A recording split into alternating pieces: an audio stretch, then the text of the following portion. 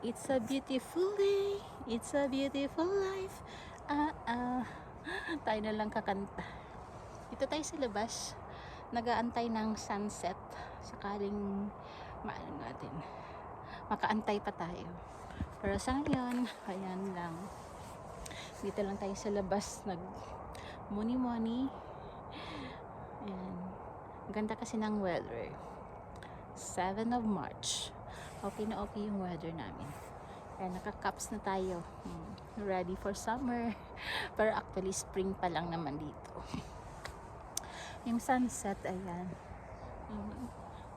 Mahirap tingnan pag nakaganyan, diba? Pero ayan siya.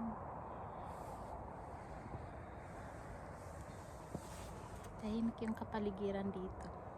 Walang katao-tao, ako lang. Ako lang yung nandito sa kubat. Hala. O, diba? So, galing tayo dito, doon. Tapos, tambay muna dito. Habang, yun nga, nag-aantay ako ng sunset. Relax lang ba? Bawal ma-stress. O, diba? Bawal tayo ma-stress. Kaya, kailangan natin yung relaxing place to refresh our mind. Ayan. Ikot natin ang ating para makita nyo. Yan ang paligid. Yan. Yan ang kalangitan ngayon. Ang ganda. Yan siya. Dito tayo.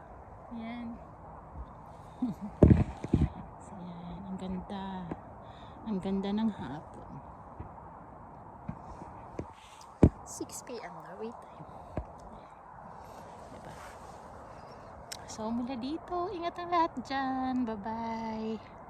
Salamat, guys.